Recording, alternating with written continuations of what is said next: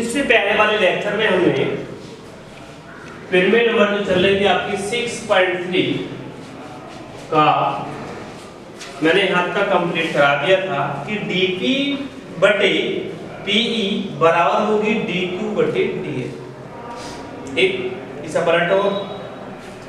pe बटे dp बराबर होगी df बटे dq। दोनों पक्षों में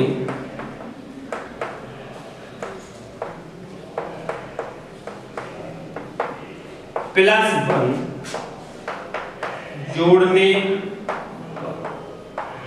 दी या PE बटे DP +1 बराबर DF बटे DQ +1 या PE + DP बटे DP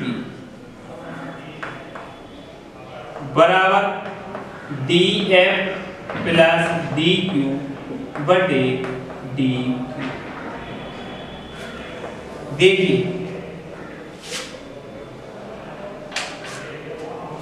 जब डाल दो बेटे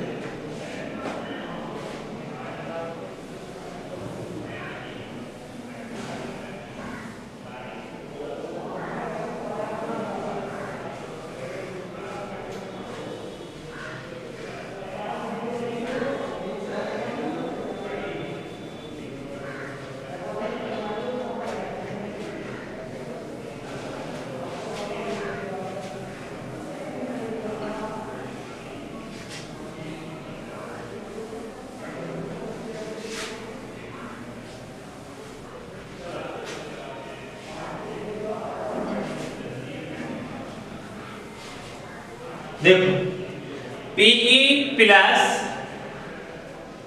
DP PE + DP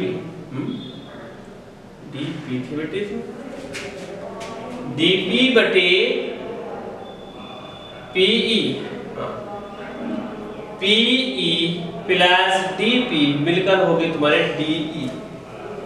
लिख दीजिए यह हो बेटे DE बटे DP बराबर DF + DQ। ये होगा बेटे DF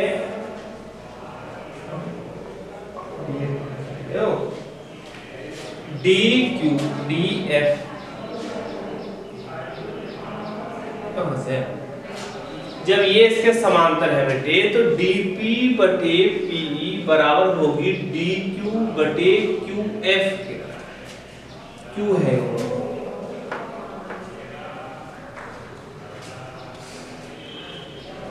D, यहाँ Q आएगा बेटे, क्या आएगा यहाँ QF।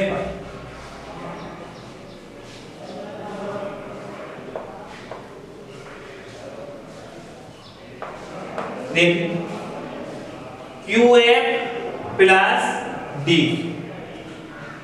बराबर किसके होगी? देखो जब PQ और इसको घुमाते हैं तो QF + DQ QF + DQ मिलकर होगा DF। तो लिख दो DF अपॉन DQ या पलट DP अपॉन D बराबर DQ अपॉन DF। देखो DP बटे DE बराबर DQ बटे DF और कोण D बराबर कोण D वैलिड है। इसलिए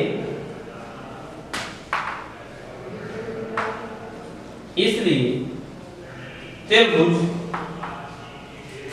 DPQ समरूप होगा त्रिभुज DEF, यानी कि DPQ समरूप हो गए त्रिभुज DEF।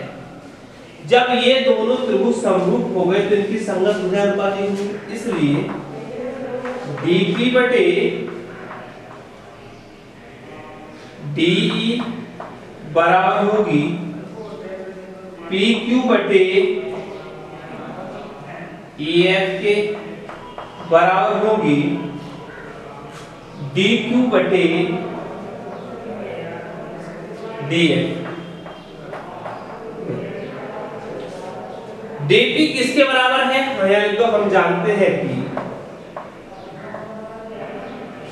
यार हमारा साइड एंगल साइड समरूप,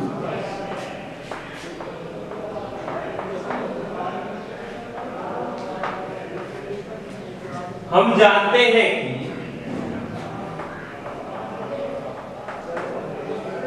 कि समरूप त्रिभुज की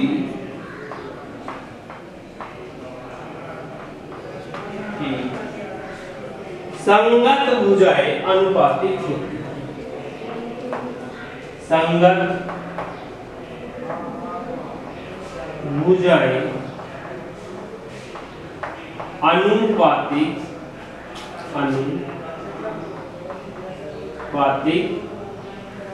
होती है।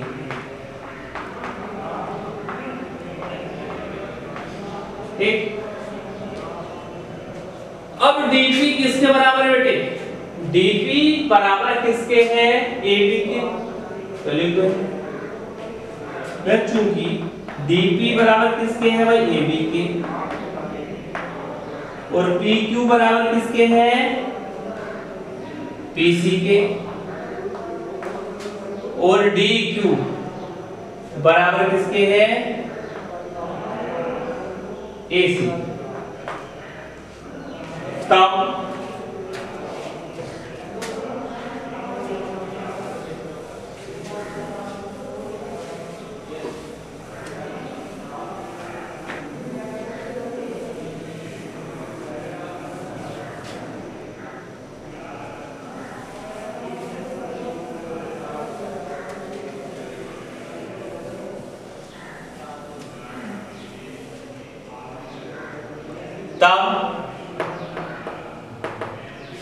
देखो